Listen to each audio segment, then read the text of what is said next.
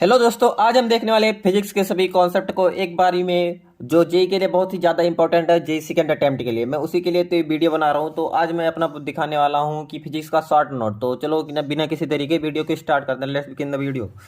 तो मुझे पहले देखना है एक्सीलरेशन टाइम ग्राफ, मतलब कि काइनेमेटिक्स की है। तो a d t equal to v f minus v final minus v initial, यानी ये एक्सीलरेशन है। इसके टाइम के साथ इंटीग्रेशन करेंगे तो चेंज इन वेलोसिटी मिलेगी। और area under A T graph मतलब एक साइड वाई एक्सिस पर ए हो एक्सेलरेशन और एक्स एक्सिस पर टाइम हो, तो इसका जब एरिया जैसे ये ग्राफ बना तो जो इसका एरिया आएगा ये चेंज इन वेलोसिटी देगा। तो उसके बाद दूसरे नंबर पर बात करते हैं एस एन एथ, मतलब एनवे सेकंड में चली गई दूरी, एनवे सेकंड में चली गई दूरी प्रारंभिक वेग plus a by two n minus one इसके बराबर होती है। फार्मूला है। तो उसके बाद हम बात करते हैं प्रोजेक्टाइल, जैसे कोई इक्वेशन ऑफ ट्रेजेक्टरी, जैसे कोई पार्टिकल है, ये थीटा डिग्री से फेंका गया तो इसका इक्वेशन ये जो पाथ ट्रेवल करेगा, इसका इसका जो इक्वेशन होगा वो ये लिखा है वाई बराबर x tan theta minus half g x square one u square cos square theta. उसके बाद बात करते हैं इसी को एक मॉडिफाइड फॉर्म में लिखा जाता है एक्स टेन थीटा। जब आप एक्स टेन थीटा कामा ले लेंगे तो यहाँ पर वन, ये यहाँ का वन बच जाएगा, यहाँ पर वन एक्स अपान आर आ जाएगा। आर यानी आर इक्वल टू होता है यू स्क्वायर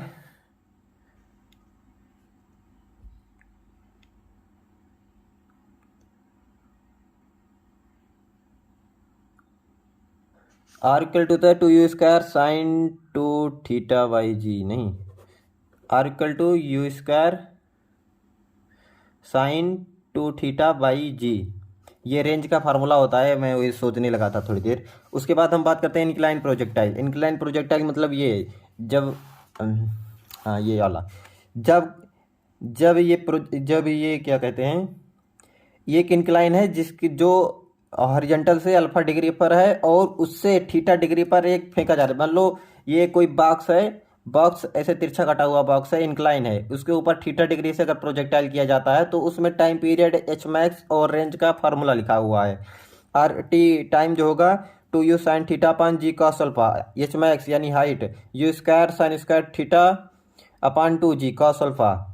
देखो यहाँ पर टाइम पीरियड और एच मैक्स के फार्मूले में सिर्फ जी की जगह जी कॉस अल्फा कर देना है, और रेंज का फार्मूला यहाँ पर थोड़ा दूसरा है, इसको रट लेना है या कॉन्सेप्ट से भी लगा सकते हो। और यहाँ पर कभी कभी क्वेश्चन में पूछता है कि कितने डिग्री पर फेंका जाए कि रेंज मैक्सिमम होगा। तो अगर हम इस वाले में बात करें, जब नॉर्मल प्रोजेक्टाइल होता है तो इसमें 45 डिग्री पर होता है मैक्सिमम रेंज, और इसमें 45 माइनस, अगर हम इंक्लाइन वाले पर फेंकेंगे तो 45 minus alpha by two angle पर फेंकने पर प्रोजेक्टाइल का रेंज मैक्सिमम होगा। यानी alpha 45 minus alpha by two इस डिग्री पर फेंकेंगे तो रेंज मैक्सिमम होगा।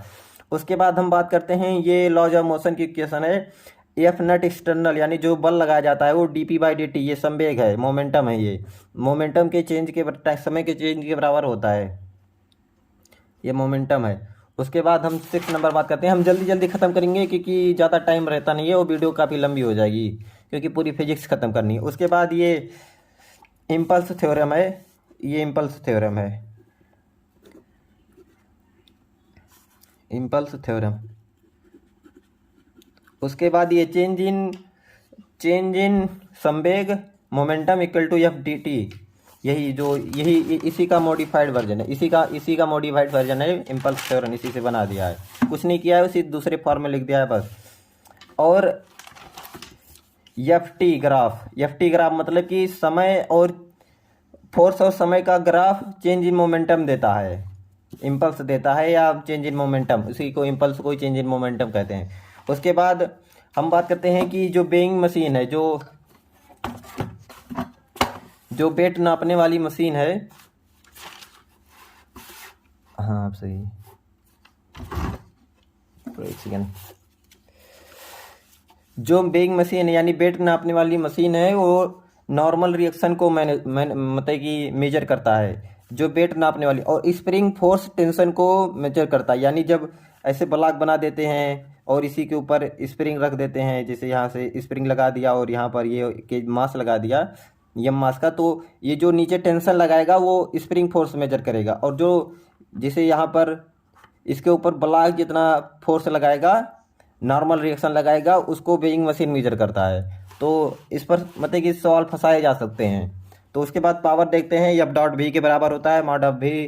ये एफ डॉट वी का एक्सटेंडेड फॉर्म में लिखा हुआ है mod of F mod of v cos theta. Cos theta इन दोनों के बीच में एंगल है एफ डॉट वी के। उसके बाद देखते हैं 8 number point, it is easier to pull a block and move then to push the block and move. देखो ब्लॉक, जैसे कोई ब्लॉक रखा है, कोई डब्बा रखा है, या इसको उठाकर आगे ले जाने में कम ताकत लगेगी। अगर इसको सीधे खींचना हो, सीधे खींचने में ज़्यादा ताकत लगेगी। इसको थोड़ा से उठाकर खींचेंगे तो कम ताकत लगेगी। उसी को मतलब कि एक पॉइंट है, कभी कभी जेईई मेंस में लगभग पॉइंट्स पर भी क्वेश्चन पूछते हैं, इसलिए मैंने बताया। तो इसका फार्मूला एफ मिनिमम होता है म्यू एम जी।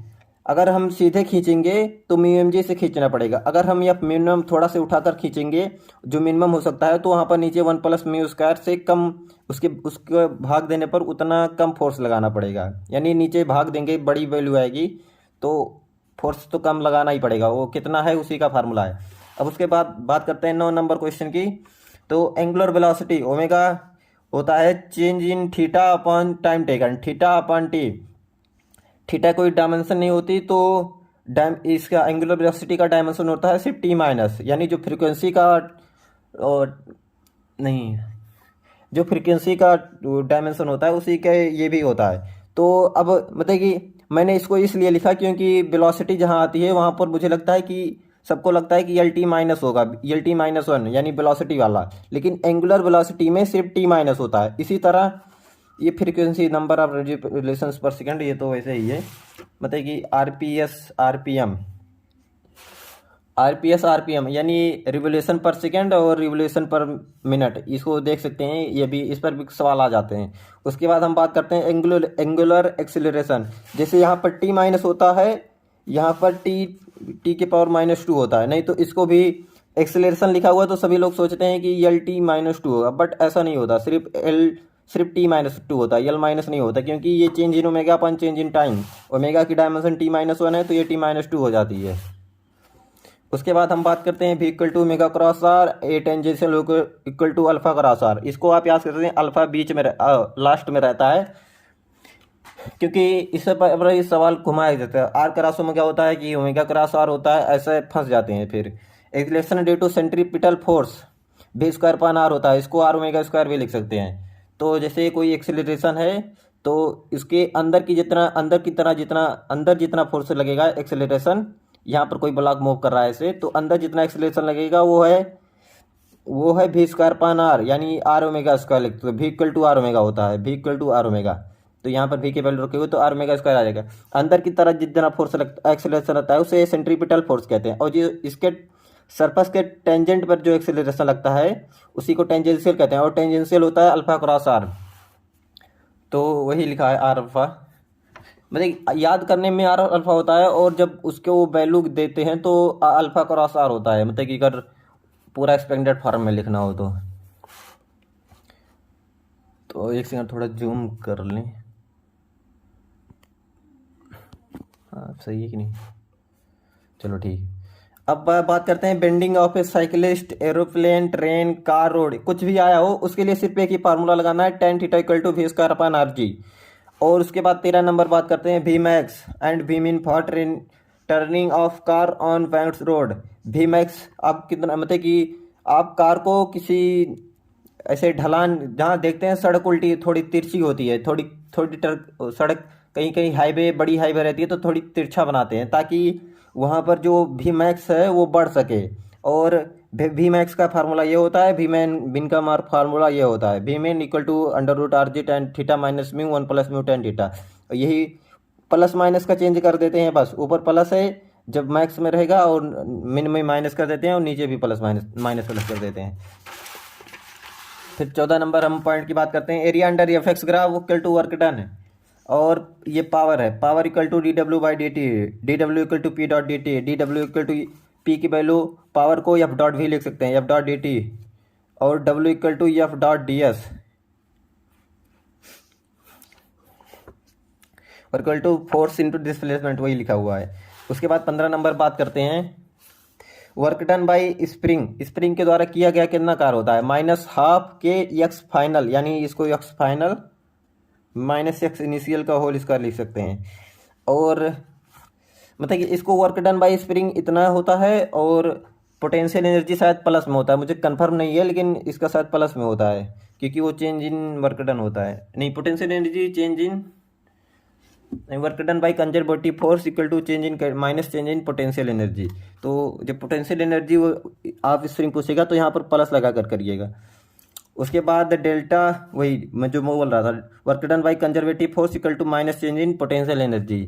तो F dot d r equal to minus del u, और यहाँ F equal to minus d u by d r, या del u equal to minus del u by d r del r, क्योंकि कभी कभी partial differentiation भी करना पड़ जाता है।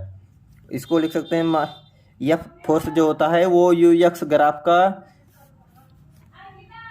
स्लोप भी होता है, यानी फोर्स को यू एक्स ग्राफ का, जब कहीं यू एक्स ग्राफ बना होगा, जैसे ये यू है पोटेंशियल एनर्जी और ये एक्स है, इसका ग्राफ बना होगा कहीं भी ऐसे, तो इसका जब स्लोप आएगा कहीं किसी भी पॉइंट पर, इसे tan थीटा, यहाँ पर थीटा बनेगा, वही tan थीटा जो होगा वो फोर्स को दिखाएगा। और area under f dot r equal to, यानी फोर्स और आर का जब ग्राफ बनाएगा उसका जो एरिया आएगा वो चेंज इन पोटेंशियल एनर्जी आएगा और माइनस के साथ। पीई मैक्स, यानी पोटेंशियल एनर्जी मैक्स जब रहेगी, तो जब भी किसी भी चीज़ की पोटेंशियल एनर्जी, सिस्टम की पोटेंशियल एनर्जी मैक्स रहेगी तो अनस्टेबल रहेगा, यानी D square u upon d x square less than zero आएगा। और जब मिन रहेगी तो स्टेबल रहेगा, और ये ग्रेटर देन जीरो होगा, स्टेबल आएगा, ये अनस्टेबल आएगा।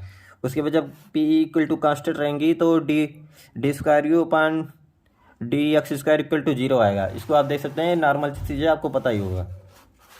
और potential energy due to spring, PE compressive spring equal to half k square, जब स्प्रिंग को मतलब कि कंप्रेस मतलब कि सिकुड़ेगी तो उसकी पोटेंशियल एनर्जी होगी हाफ के एक्स स्क्वायर, और जब स्प्रिंग इलोंगेट होगी तो उसकी पोटेंशियल एनर्जी होगी minus half k x square.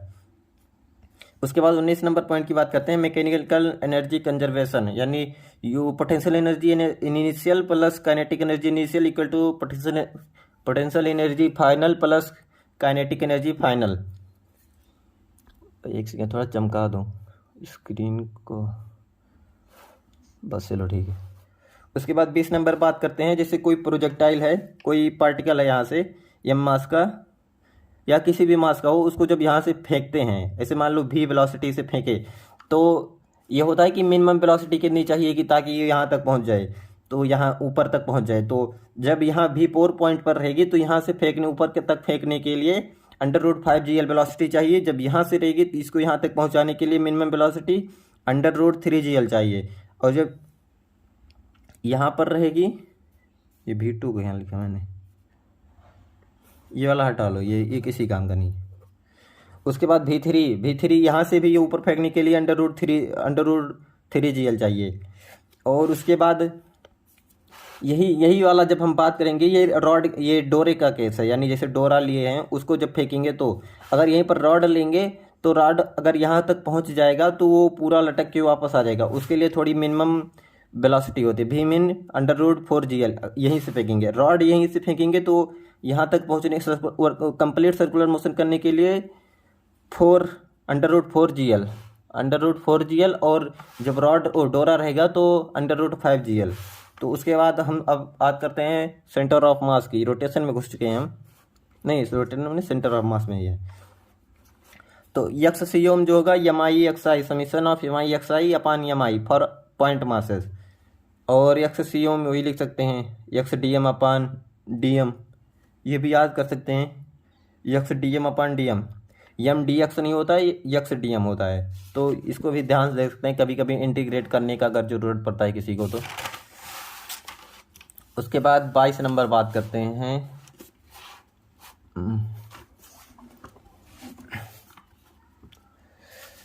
Centre of mass due to arc की वजह से, अगर इधर थीटा है इधर थीटा, पूरा टोटल एंगल 2 थीटा है, उसकी वजह से सेंटर ऑफ मास होगा जो यहाँ से यहाँ के बीच की दूरी, ये यहाँ से यहाँ सेंटर ऑफ मास की दूरी r है, r equal to r sin theta upon theta, two theta, total angle two theta है, उसको ध्यान देना है।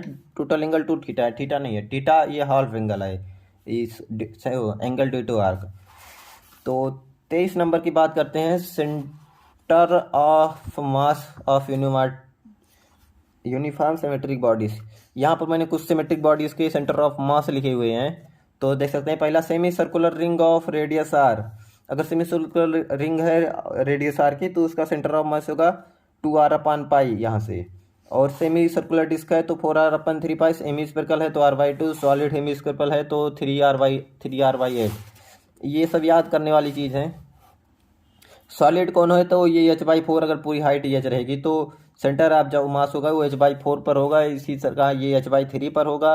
हॉलो कोन में circular arc x equal to r sine theta theta, यही वाला जो मैंने बताया यही यहाँ पर फिर से लिखा है मैंने। और अगर यही प्लेट हो, plate sector of circular plate disc, उसका सेंटर ऑफ मास को यानी डिस्क हो, ये पूरा प्लेट कट, मान लो कटोरी काट कर आधी ऐसे काट कर रख दी हुई त्रिकोने में, तो उसका सेंटर ऑफ मास निकालेंगे 2r साइन थीटा/थीटा। और इन सभी में देखना है यूनिफॉर्म सिमेट्रिक बॉडी हो, ये नहीं कि कहीं भी लगा दे रहे हैं। उसके बाद हम देखते हैं शिफ्टिंग ऑफ सेंटर ऑफ मास। तो डेल्टा और सी एम इक्वल टू होता है m1 delta r1 plus m2 delta r2 upon m1 plus m2। Velocity of centre of mass m1 v1 upon plus m2 v2 upon m1 plus m2। Acceleration of centre of mass m1 a1 plus m2 a2 upon m1 plus m2। उसके बाद 25 number देखते हैं, jumping of a person from A cart. यानी कोई cart है बना हुआ है, ये कोई कार्ट है, इस पे से जैसे चलने वाला नहीं होता, मूवीज में दिखाते हैं चलते हैं, तो उस पर अगर कोई पर्सन कूदता है, तो अगर कोई पर्सन कूदता है और उसकी वेलोसिटी कोई ग्राउंड पर से देख रहा है बंदा, वो कितनी स्पीड से कूद रहा है उसको देख रहा है, तो उसकी वेलोसिटी कितने वेलोसिटी से कूदेगा, व्हीकल टू mu/m, यानी कार्ट कितने से पीछे जाएगा, शायद उसको दिखा रहे हैं।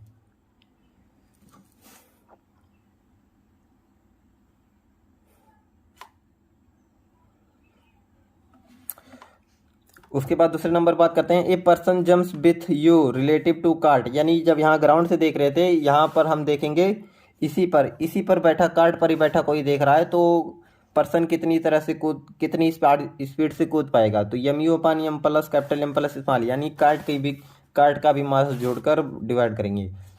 उसके बाद 26 नंबर बात करते हैं, रिकॉयल ऑफ ए गन। यानी गन से जब गोली, रिकॉयल ऑफ गन पहला velocity of bullet respect to ground. अगर ग्राउंड से देखेंगे तो mu/, कैपिटल यानी कैपिटल एम गन की वेलोसिटी है, वो मास है, और स्मॉल एम बुलेट की, जो लोग गोली दागते हैं वो जो गोली निकलती है वो स्मॉल एम है, उसका मास। उसके बाद दूसरा नंबर बात करते हैं, velocity of bullet respect to gun. यानी पहले ग्राउंड से देख रहे थे, अब गन पर ही से ही देख रहे हैं कि ये कितना तेजी से जा रहा है, यानी भी recoil equal to mu/ small m plus capital M. उसके बाद 27 नंबर बात करते हैं, explosion of a bomb at rest. जब कोई बम लगता है तो उसकी इनिशियल पोटेंशियल एनर्जी नहीं, इनिशियल मोमेंटम और फाइनल मोमेंटम बराबर होता है। जैसे दो टुकड़ा है, ये दोनों जब टूट जाएंगे तो इसकी जो इनिशियल एनर्जी होगी वो फाइनल मोमेंटम होगा, वो दोनों बराबर होगा। नहीं शायद पी क्या है, शायद पोटेंशियल एनर्जी है, संवेग है, पोटेंशियल एनर्जी होगी। एनर्जी स्टोर्ड इन बम, देख सकते हैं, थोड़ा डाउट है, शायद संवेग ही होगा, शायद संवेग, फाइनल इनिशियल संवेग और फाइनल संवेग। एक्सप्लोजन ऑफ ए बम नहीं, पोटेंशियल एनर्जी होगी, देख लेना, इसमें थोड़ा डाउट है। Energy stored in bomb equal to p²/2 mu equal to m1 m2 upon m1 plus m2। ये पहली बार डाउट आ गया यार, शायद पोटेंशियल एनर्जी होगी, क्योंकि पोटेंशियल एनर्जी जो पहले रहेगी उसको दो पार्टिकल में, जैसे ये पोटेंशियल एनर्जी है, लिख लो, थोड़ा मैंने ध्यान नहीं दिया यार लिखते वक्त। पोटेंशियल एनर्जी नहीं तो इनिशियल इसमें संवेग 0 ही रहेगा ना, तो पोटेंशियल एनर्जी ही रहेगी। उसके बाद registration period of e, of ही नहीं, रजिस्ट्रेशन पीरियड को ही ई से डिनोट करते हैं। ये V2 माइनस V1 अपन U1 माइनस U2, यहाँ पर U1 माइनस U2 होता है, नहीं तो इसको भी U2 माइनस U1 कर दो।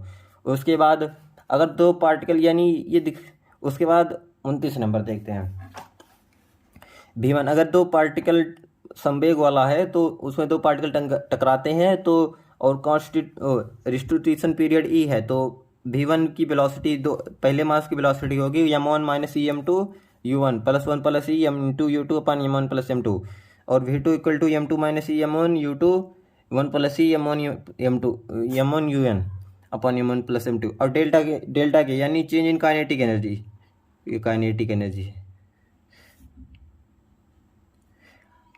1/2 m1 m2 अपन m1 plus m2 u1 minus u2 का whole square 1 minus E square. ये वैसे बहुत रेयर है, मतलब सवाल आता है लेकिन वो आप इक्वेशन से ही बना लेंगे। एक इक्वेशन यहाँ से बन जाएगी इस वाले से, और इक्वेशन वो नॉर्मल ही बन जाती है संवेग मोमेंट इम्पल्स थ्योरम से ही। तो अब बात करते हैं 30 नंबर से पॉइंट की बातें।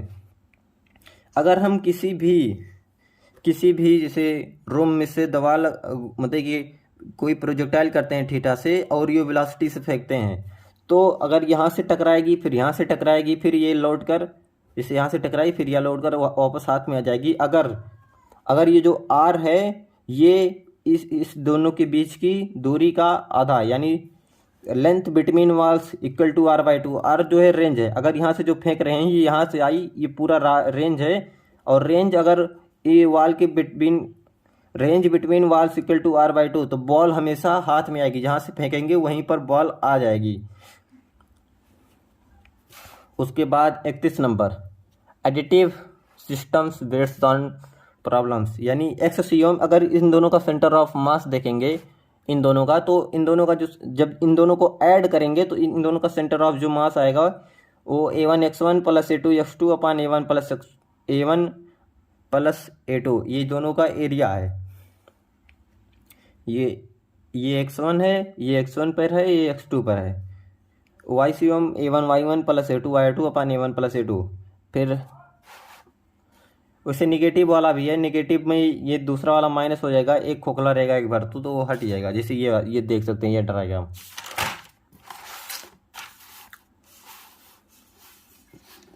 ऐसे बैलूम वाले में भी है, दोनों को ऐड करेंगे तो कैसे आएगा, ऐसे इसमें भी देख सकते हैं। फिर 33 नंबर, ये दोनों ज़्यादा इंपॉर्टेंट नहीं है इसलिए मैं हटा रहा हूँ, ये सब एडवांस में पूछ जाते हैं, मेंस में ज़्यादा इंपॉर्टेंट नहीं है। फिर 33 नंबर हम बात करते हैं moment of inertia. Moment of inertia equal to m/2। इसको जब इंटीग्रेटिकल फॉर्म में लिखेंगे तो I equal to r² dm हो जाएगा। लिस्ट ऑफ 34 नंबर बात करते हैं लिस्ट ऑफ इम्पॉर्टेंट MOI, यानी MOI के फार्मूले। रॉड के लिए जब रॉड बीच से रहेगा तो बीच से घुमाएंगे तो 1/12 ml² रिंग रहेगा तो m/2। इसको आप जल्दी जल्दी याद कर लो, बहुत इंपॉर्टेंट है। डिस्क होगा हाफ m/2 डिस्क का। उसके बाद ट्रायंगुलर प्लेट का 8/6 mh²। उसके बाद हॉलो सिलेंडर का हाफ कह रहा हूँ, सिर्फ m/2, और सॉलिड सिलेंडर का 1/2 m/2।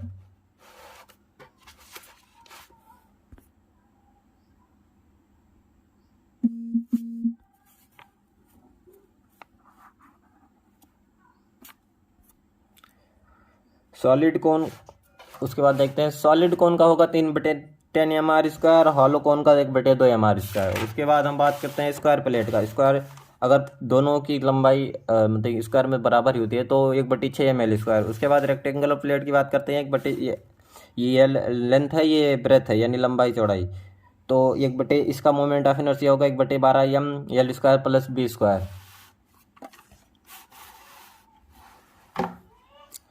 उसके बाद 11 नंबर की बात करते हैं solid sphere 2/5 m/2, hollow sphere 2/3 m/2।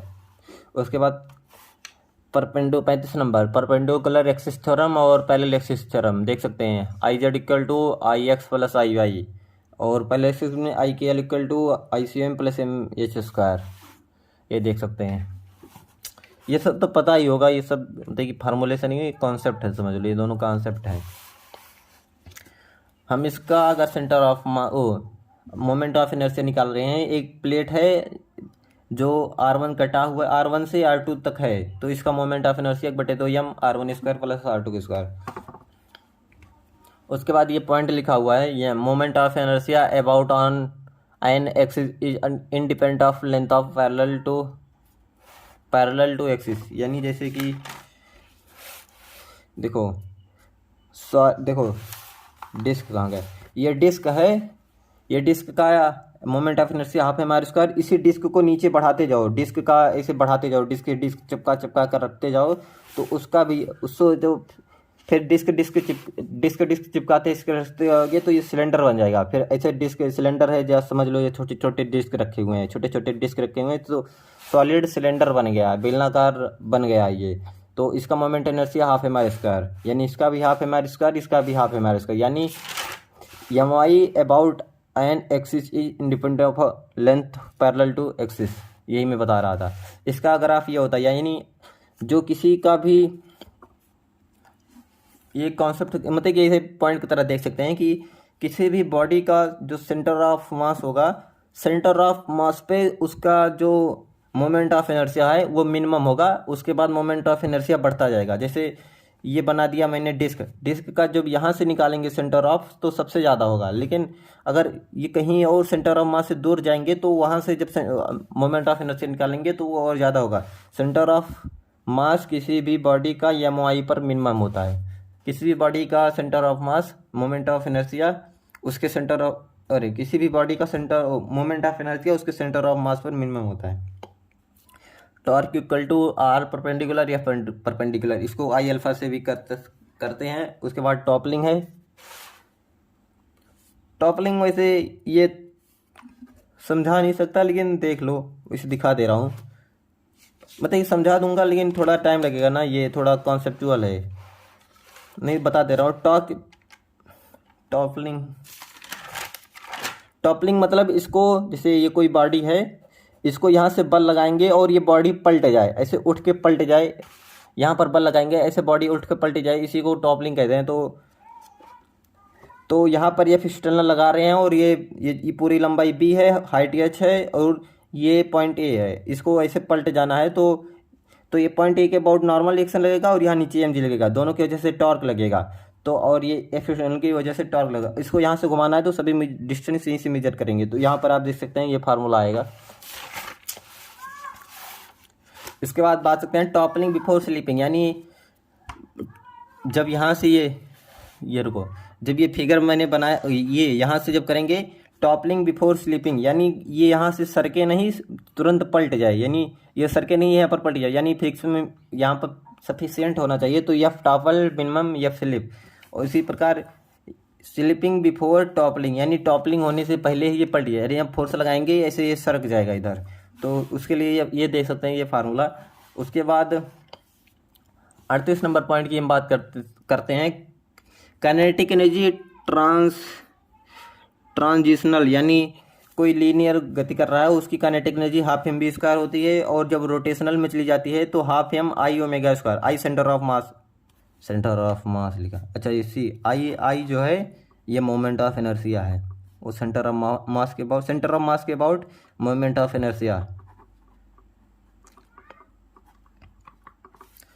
उसके बाद हम बात करते हैं angular momentum equal to r cross p, L equal to I omega,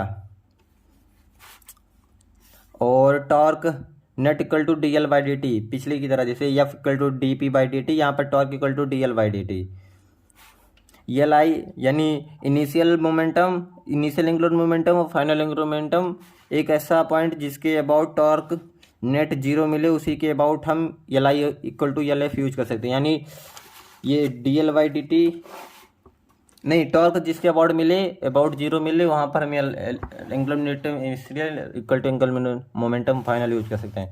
उसके बाद 40 नंबर हम पॉइंट की बात करते हैं। तो 40 नंबर हम बात करते हैं stress equal to f by a, strain equal to delta l by l, stress proportional to strain, इसी को हुक्स लॉ भी कहते हैं। हुक्स लॉ ये इलास्टिसिटी शुरू हो गया है, तो ये गामा इक्वल टू या perpendicular L by A into delta L, ये बल्क मॉडुलस, ये यंग मॉडुलस, ये बल्क मॉडुलस, और ये शियर मॉड्यूल, इस सभी का फार्मूला दे सकते हैं कि equivalent of elastic rod y a upon l, energy stored in rod half k x square, ये मैंने पहले बताया था। ये के की value y a by l डाल दी है बस इसमें, जैसे कोई रॉड है उसकी के। तो energy density equal to half y strain का square equal to half stress into strain equal to 1/2 stress का स्क्वायर अपॉन 2 यंग मॉडुलस। उसके बाद पॉइजन्स रेशियो, ये ज़्यादा इंपॉर्टेंट नहीं है, इसको मत याद करो। उसके बाद जो मटेरियल हुक्स लॉ को फॉलो नहीं करते हैं उन्हें इलास्टोमर्स कहते हैं, शायद ये याद कर सकते हैं, किसी भी शिफ्ट में आया होगा तो मैंने लिखा है यानी जो। और उसके बाद दे सकते हैं यंग मॉडुलस, बल्क मॉडुलस और शियर मॉडुलस, ये सब मटेरियल की प्रॉपर्टी हैं, ये सब मटेरियल की प्रॉपर्टी हैं, ये फोर्स एरिया ये सब पर डिपेंड नहीं करते, मटेरियल की प्रॉपर्टी है। उसके बाद हम बात करते हैं 41 नंबर पॉइंट की बात करते हैं। अगर किसी मटेरियल को हीट किया जाता है और वो उसका हीटिंग कोएफिशिएंट अल्फ़ा है, लीनियर हीटिंग कोएफिशिएंट ऐसे कुछ देख सकते हैं, और ये एरियल है और ये वॉल्यूमेट्रिक है, तो ये सब का फार्मूला लिखा हुआ है, ये सब तो सबको पता होगा, किसी को बताने की ज़रूरत भी नहीं है। उसके बाद 42 नंबर पॉइंट की बात करते हैं। Delta q equal to m s delta t, q equal to c t, heat capacity equal to m s. अगर वाटर इक्विवेलेंट गिवन है तो बॉडी को हटाकर उसकी जगह उतना वाटर पानी बराबर मान लेंगे। ये आप देख सकते हैं, ये क्वेश्चन करने में आता है कि बर्फ़ पिघल गई और एक बर्फ़ और पानी को मिलाया जाता है जिसका टेम्परेचर अलग अलग है, तो फाइनल टेम्परेचर कितना होगा, एनर्जी कितनी निकलेगी, ये सब उसमें लगता है। और उसके बाद हम बात करते हैं 43 नंबर की heat equal to m l v, q equal to m l v और l v equal to latent heat of vaporisation और l f equal to latent heat of fusion. और ये डाटा याद कर सकते हैं, ये किसी क्वेश्चन में दिया होता है, किसी क्वेश्चन में नहीं दिया होता। अगर नहीं दिया है लेकिन आप कोई सवाल नहीं उठा सकते कि क्यों नहीं दिया, ये सभी को याद करना होता है, तो इसको याद कर लो। उसके बाद slope of temperature versus time एक प्रोपोर्शनल टू 1 स्पेसिफिक हीट। एक सेकेंड रुको, ऐसे कर हूँ, हाँ ठीक है। P upon m s equal to d t upon d t, ऊपर टेम्परेचर है नीचे टाइम है, ये टेम्परेचर है लिख देता हूँ और ये है टाइम। कन्वर्जन ऑफ स्केल ये इंपॉर्टेंट नहीं है, रहने दो, एडवांस वाला है। उसके बाद 45 number temperature gradient between any two point is same conductor will be same and constant, temperature gradient delta T by delta x. यानी कोई रॉड है उसको एक तरफ से हीट कर रहे हैं तो उसका टेम्परेचर ग्रेडियंट ये होता है, यानी कितनी दूरी पर टेम्परेचर, जैसे यहाँ का टेम्परेचर T1 है, यहाँ पर T2 है और दूरी x है, तो उसका टेम्परेचर ग्रेडियंट यानी delta T two minus T1 upon delta x, यानी यहाँ पर x इनिशियल x फाइनल यानी delta x equal to x. उसके बाद 46 नंबर बात करते हैं d q by D t equal to k d t by d x. ये ऊपर वाला चेंज इन टेम्परेचर है, ज़्यादा इंपॉर्टेंट नहीं, इसे मैंने सवाल नहीं लगाया इसलिए शायद बोल रहा हूँ, इंपॉर्टेंट नहीं, देख सकते हैं आप। और analogy of conduction of with Ohm's law, ये सब देख सकते हैं, ये सब इसमें नहीं पूछेंगे, ये नॉर्मल नहीं है, एडवांस का है ये।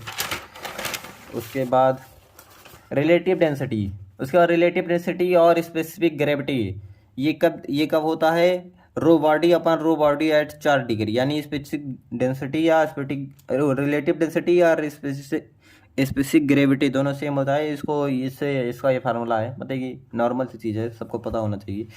रो मिक्स यानी कि दो पानी है जिसका रो1 रो2 है और बैलून V1 V2 है, तो उसको जो मिलाया जाता है तो रो मिक्स ये होगा pascal law F1/F2 equal to A1/A2 होता है। 49 नंबर पॉइंट की बात करते हैं, equation of continuity, rate of flow equal to area of cross section into velocity A1 V1 equal to A2 V2। उसके बाद बर्नौलीज थ्योरम का बात करते हैं, बर्नौली की थ्योरम की बात करते हैं, half rho delta V square minus 1/2 rho delta V square plus rho delta V GH plus rho delta V equal to constant, half rho V square plus rho GH plus P equal to constant, V square plus rho G plus P upon rho equal to constant. ये देख सकते हैं, ये Bernoulli की theorems के modified तीनों एक ही हैं लेकिन अलग अलग फॉर्म में लिखा हुआ है। उसके बाद सरफेस टेंशन देखते हैं। सरफेस टेंशन इक्वल टू होता है force upon length, force equal to होता है सरफेस टेंशन इनटू लेंथ। वही ये फोर्स, ये टेंशन इधर गुणा कर दिए हैं।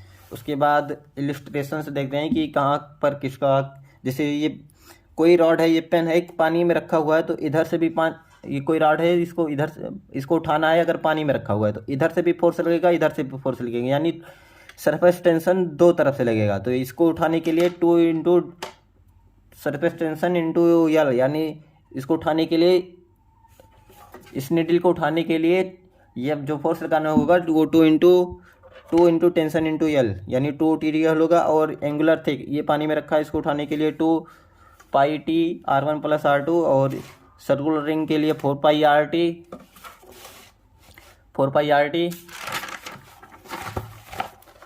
उसके बाद सर्कुलर डिस्क के लिए 2 पाई RT। उसके बाद excess pressure in liquid drop, excess pressure in liquid drop होता है P इक्वल टू 2T/R। और जब PATM अगर बाहर का वायुमंडल का प्रेशर कंसिडर करना है तो PATM प्लस 2T/R, नहीं कंसिडर करना है तो ये। उसके बाद pressure, excess pressure in bubble, इसका होता है PATM प्लस 4T/R। PATM मतलब कि बाहर का, यानी वायुमंडल का प्रेशर कंसिडर करना है कि नहीं, किसी किसी में करना होता है, किसी में नहीं, क्वेश्चन में दिया होता है। और ये कैपिलरी राइज का फार्मूला है, यानी जैसे ये कोई बीकर है, इसमें हम पानी रखेंगे, ये थोड़ा थोड़ा पतला एकदम, ये पानी भरा हुआ है, इसमें अगर हम कोई पतली सी पाइप बनाते हैं एकदम पतली सी, तो उसमें पानी जो होता है थोड़ा ऊपर तक उठ जाता है। वो कितना उठ जाता है, तो वही है 2T cos थीटा अपन रो RG cos थीटा। ऐसे जब होगा यहाँ पर थोड़ा ऐसे बनेगा, उसी का एंगल होगा शायद, तो देख सकते तो नहीं, वही होगा ही, नहीं तो देख सकते हैं, अगर क्वेश्चन में देखकर आपको समझ में आ जाएगा। उसके बाद सरफेस एनर्जी बात करते हैं। सरफेस टेंशन इंटू डेल्टा है, work equal to surface tension into area final minus area initial. उसके बाद ये पता नहीं क्या लिखा हुआ है, ड्रॉप काट दूँ इसको, पता नहीं क्या है। 55 नंबर देखते हैं। Viscous force between layers of liquid, viscous force proportional to area of plane of liquid proportional to V/dy viscosity gradient. तो F इक्वल टू होता है ईटा A dV/dy। उसके बाद स्टोक्स लॉ की बात करते हैं। Of drag equal to 6 pi NRV, यानी किसी बाल्टी में पानी भरा हुआ है और उसमें कोई ढीला गिर रहा है मास, किसी मास यम का, तो उस पर जो ऊपर की तरफ फोर्स लगेगा वो इक्वल टू होगा 6 पाई NRV। ये देख सकते हैं, weight of ball equal to buoyancy force plus viscous force, ये देख सकते हैं। वैसे कोई इतना खास नहीं। अगर देखो ये कोई नदी है, समझ लो कोई नदी है, उसमें पानी बह रहा है, पानी बहुत तेजी से बह रहा है, और इसी में एक पाइप रख दिया है, तो वो पाइप में पानी भर रहा है और वो ऊपर कितना उठेगा, तो यश राज का फार्मूला है V²/2G। उसके बाद क्रिटिकल वेलोसिटी चेक करें।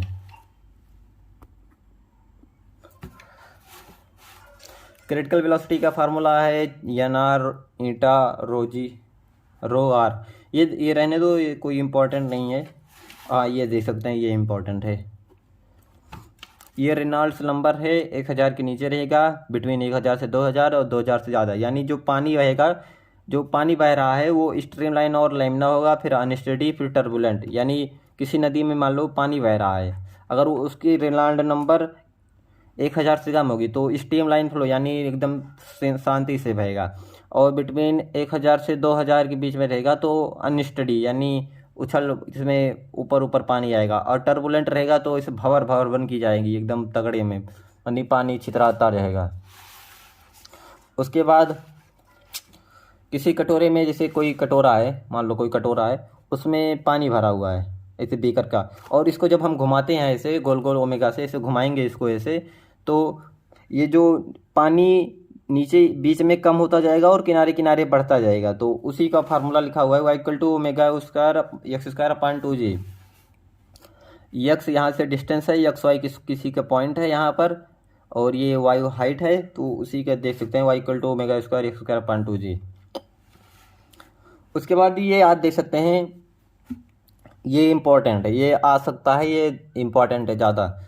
ये किसी बॉडी जैसे देता है ना कि किसी बॉडी का टेम्परेचर 36 डिग्री है, वो 5 मिनट में 32 डिग्री हो गया, और अगले 5 मिनट बाद ऐसे देख लो किसी किसी बॉडी का टेम्परेचर 40 डिग्री है, वो 5 मिनट में 32 डिग्री आ जा रहा है।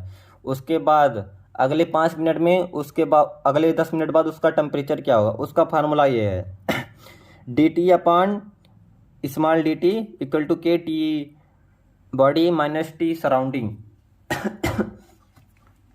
ये फार्मूला इंपॉर्टेंट है भाई, मैं बता रहा हूँ। ये डी टी जो है चेंज इन टेम्परेचर है, ये स्मॉल डी टी वाला जो है ये चेंज यानी टाइम टेकन है, यानी चेंज इन टाइम है, और ये के तो कांस्टेंट है T B minus T S. यानी एक बार वैल्यू पुट करेंगे जो होगा, उसके बाद दूसरे के दोनों इक्वेशन बनाएंगे, दोनों को डिवाइड करेंगे तो उससे सॉल्व होगा। पूरी वैल्यू नहीं रखी जाती, एक बार में सॉल्व नहीं होता, उसको डिवाइड करेंगे तो कट जाता है। उसके बाद डिग्री ऑफ फ्रीडम,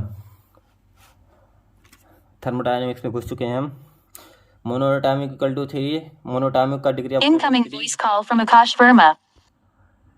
मोनोटॉमिक का degree of freedom equal to 3 होता है। उसके बाद डायाटॉमिक का 5, लीनियर पॉलीएटॉमिक का 5, नॉन लीनियर पॉलीएटॉमिक का 6, ट्राइएटॉमिक का Incoming voice call.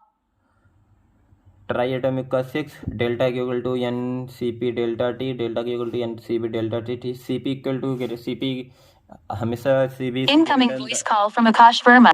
सी बी हमेशा सी पी हमेशा सी बी से ज़्यादा होता है, c p minus c B equal to r, और delta equal to n of delta T, Incoming voice call. Delta equal to n f r delta T by two, n c b delta T equal to delta u. ये सब formula आप देख सकते हैं। Incoming voice call from Akash Verma. उसके बाद C B equal to F R by two, C P equal to N. Incoming voice call from Akash.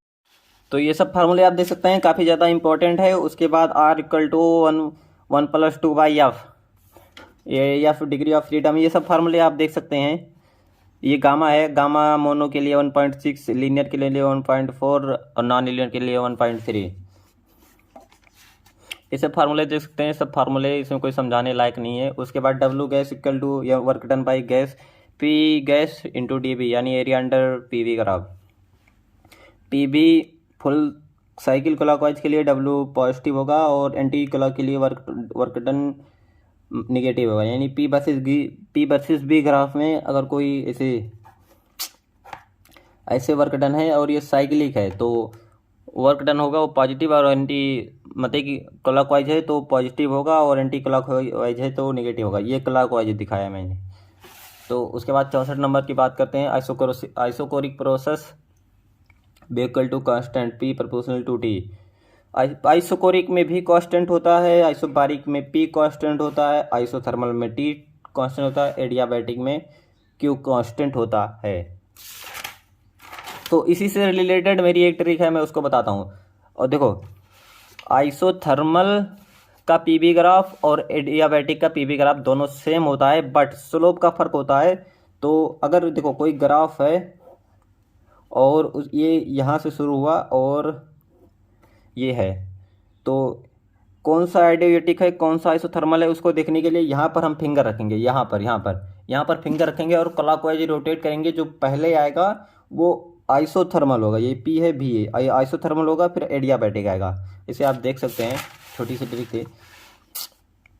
उसके बाद एसएचएम में घुस सकते हैं। तो एसएचएम की जनरल इक्वेशन ये है, omega square equal to k by m, omega equal to under root k by m, x equal to A sine omega T plus 5, velocity equal to omega cos omega T plus 5। ये सब बहुत आसान है, ये सब सबको पता ही होगा।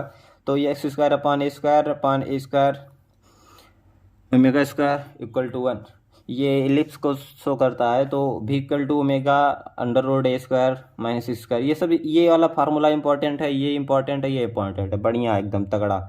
एक्सीलरेशन इक्वल टू का होता है, ये वाला भी बढ़िया है, ये इंपॉर्टेंट है। ये सब तो लगभग सबको पता ही होगा, कुछ है नहीं इसमें, सिर्फ बता रहा हूँ, इंपॉर्टेंट है। तो उसके बाद 67 नंबर की बात करते हैं। स्प्रिंग की इलास्टिक एनर्जी या potential energy equal to half k x square kinetic energy equal to half k x square. Kinetic energy सच में होती है half m omega a square minus t square, यानी एक्स की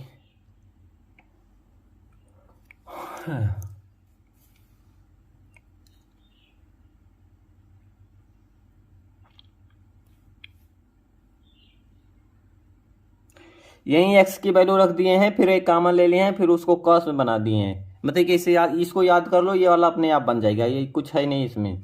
यहीं पर x equal to A sine omega t, a sine omega t वाला रखेंगे तो a sine omega T plus minus five, तो स्क्वायर में हो जाएगा, तो 1 माइनस ये हो जाएगा 1 minus sine square omega T plus five, तो वही कॉमन ले लिए हैं तो कॉस में बन गया है। तो इसमें कुछ है नहीं, इसको याद कर सकते हैं। ये सब फार्मूले हैं, तो इसको आप देख सकते हैं। इसमें कुछ एक्सप्लेन करने वाला नहीं है, थोड़ी थ्योरेटिकल नहीं है, ये सब मैंने फार्मूले लिखे हुए, देख लो ये। और इन सभी का मैं पीडीएफ अपने टेलीग्राम चैनल पर दे दूंगा, और टेलीग्राम का लिंक भी मैं डिस्क्रिप्शन में दे दूंगा। तो अब देखते रहते हैं। अब बात करते हैं 68 number, combination of spring 1/k equivalent. जब सीरीज में होगा तो ये होगा, पैरेलल में होगा तो ये, यानी ये रेजिस्टेंस का अपोजिट टाइप का है। ये नीचे वाला कोई काम के नहीं है, उसको फिगर से ही समझाना पड़ेगा।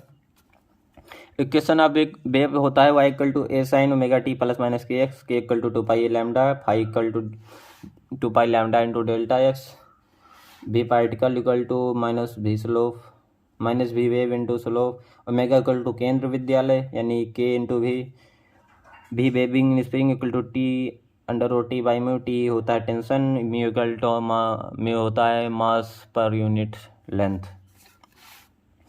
Function of a trailing wave equal to F1 plus minus x by we.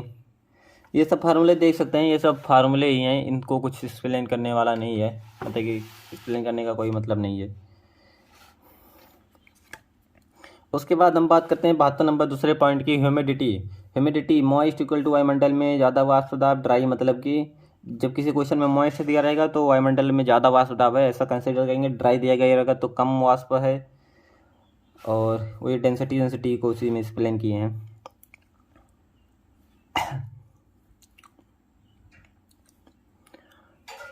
भी साउंड पर ये तो कॉन्सेप्ट कॉमन सेंस ही का है कि अगर हवा जिस तरफ साउंड है उसी तरफ हवा भी है तो भी नेट ऑफ साउंड जो होगा भी साउंड भी प्लस विंड के बराबर होगा, यानी विंड जो होगी हवा होगी वो साउंड की स्पीड को बढ़ा देगी। अगर हम साउंड के अपोजिट में बोल रहे हैं तो भी साउंड जो इफेक्टिव होगा वो भी विंड से कम हो जाएगा। उसके बाद पावर की ये फार्मूले देख सकते हैं, इसमें भी आता है I proportional to A square, ये सब आप देख सकते हैं। इस पर भी क्वेश्चन आते हैं जेईई मेंस में बहुत ज़्यादा, क्योंकि वो रेशियो लेकर उसी का रेशियो पूछते हैं। उसके बाद प्रेशर, इस प्रेशर वेव का फार्मूला देख सकते हैं। इसको याद करने की छोटी ट्रिक है, वैसे बकवास है लेकिन बता देता हूँ, राजन सर ने मुझे बताई थी। डीपी इक्वल टू बक cos k x minus omega t, बक है ये b a k. A equal to area perpendicular of cross section, k equal to होता है 2 पाई बाई लैम्डा, बी जो है बल्क मॉड्यूलस है।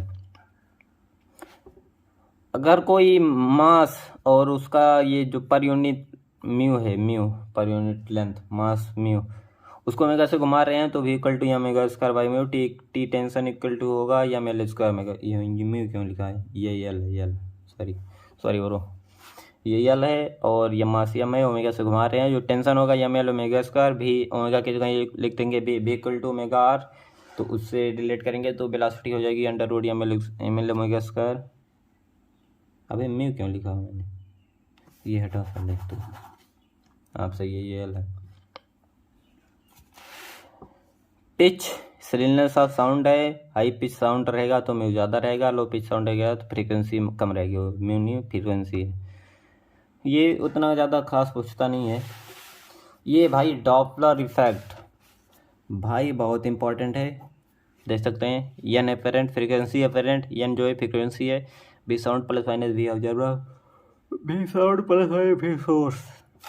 उसके बाद 76 नंबर हम बात करते हैं, देख सकते हैं टेन थीटा, ये फिर इलेक्ट्रोस्टैटिक में घुस गया है, इसके बाद कुछ खास नहीं है। ये कोई चार्ज इनफाइनाइट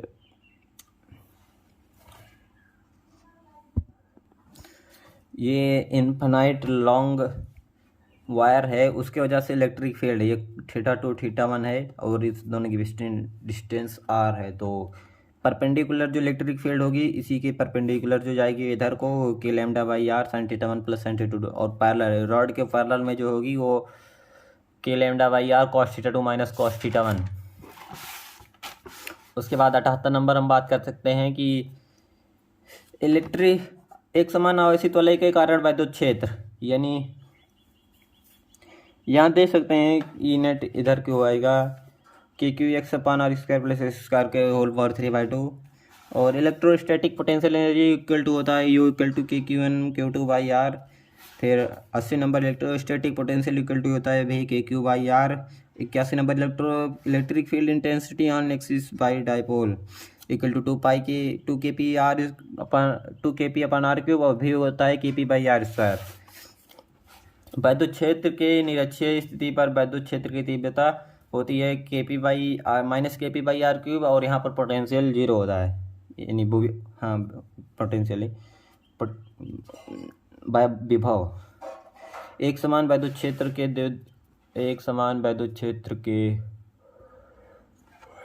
में टॉर्क बताना है। अगर कोई डायपोल को इसमें रख दिया गया तो टॉर्क इक्वल टू होता है पी क्रॉस ई। और टॉर्क की अगर कोई टॉर्क है डायपोल है, इसको θ1 से θ2 से घुमा दिया है, और ये इलेक्ट्रिक फील्ड है, कांस्टेंट इलेक्ट्रिक फील्ड, ये इलेक्ट्रिक फील्ड है जो एक समान है, यूनिफॉर्म है। वर्क डन का वर्क कंजर्वेटिव होगा पी कॉस θ माइनस कॉस θ1, ये फाइनल कॉस θ माइनस यू, और पोटेंशियल हो जाता है U equal to minus P dot E. उसके बाद गॉस लॉ की बात करते हैं, finite equal to E dot E, ये क्लोज इंटीग्रल इक्वल टू की एप्सिलॉन नॉट।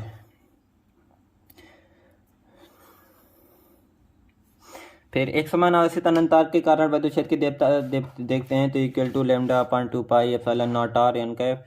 एक समान आवेशित जब चादर की तरह पतली चादर से बात करते हैं तो सिग्मा अपान 2 एप्सिलॉन नॉट, जब मोटी चादर होती है उसकी वजह से electric field sigma upon epsilon not. एक समान आवेशित खोखले गोले के कारण विद्युत क्षेत्र आप देख सकते हैं, जब R small R capital R से बड़ा होगा equal to K Q by R square, जब बराबर होगा K Q by R square. ये सब बताने की जरूरत नहीं है, सभी को पता होगा। पोटेंशियल देख सकते हैं नॉन कंडक्टिंग के स्पेयर की वजह से, ये थोड़ा इंपॉर्टेंट है। R greater than small R greater than capital R हो गया तो electric field K Q by R square भी equal to K Q by R. R equal to R के बराबर small R equal to capital R के बराबर होगा E equal to K Q by R square भी equal to K Q by R. अब ये दोनों तो सबको नॉर्मल है, सेम है पिछली की तरह, लेकिन ये वाला थोड़ा उल्टा है। जब R less than capital R से बराबर होगा, यानी इतनी दूरी पर इलेक्ट्रिक फील्ड पूछी जाएगी, तो इक्वल टू होगा K Q by R upon R Q, इसको ले सकते हैं rho R upon 3 epsilon naught. और पोटेंशियल एनर्जी होगी, वो पोटेंशियल होगा K Q by 2 R cube 3 bracket में 3 R square minus R square.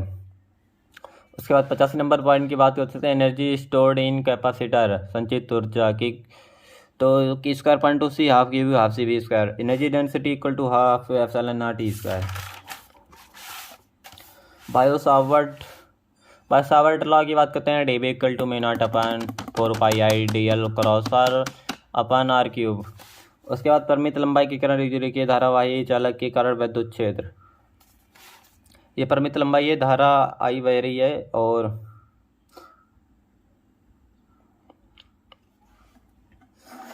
धारा आई बह रही है, उसके कारण यहाँ पर मैग्नेटिक फोर्स मैग्नेटिक फील्ड बताया जा रहा है, अंदर की तरफ होगी। B equal to mu naught I upon 4 pi d sine θ1 plus θ2, और magnetic field due to arc b equal to mu naught I theta upon 4 pi r. Theta ये टोटल एंगल है और थीटा रेडियन में होना चाहिए इस फार्मूले में। और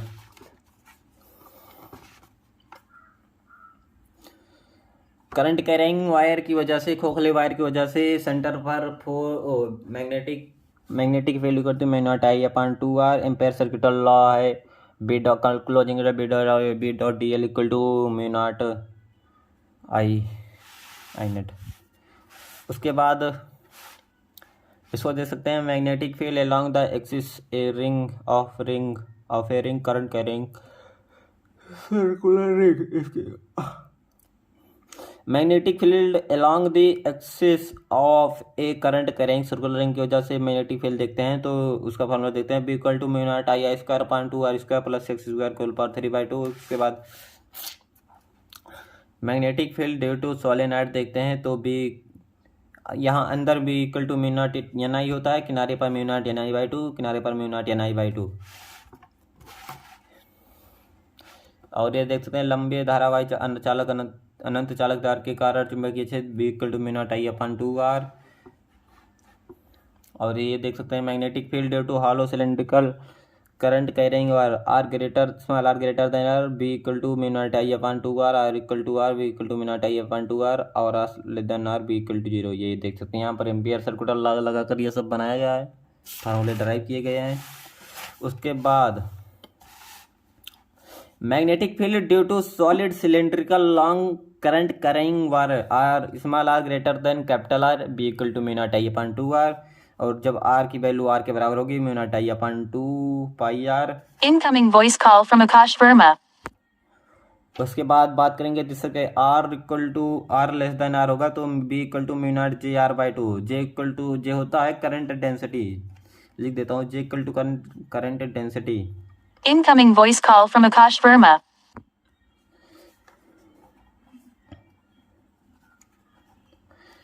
स्मॉल जे करंट डेंसिटी है। तो आज की वीडियो में इतना ही, मिलते हैं नेक्स्ट वीडियो में। और इन सभी का पीडीएफ मैं टेलीग्राम पर upload Incoming voice call from Akash. मैं डिस्क्रिप्शन में दे दूंगा और पिन में कमेंट कर दूंगा तो आप वहां से दे सकते हैं। तो मिलते हैं नेक्स्ट वीडियो में, तब तक के लिए ओके बाय।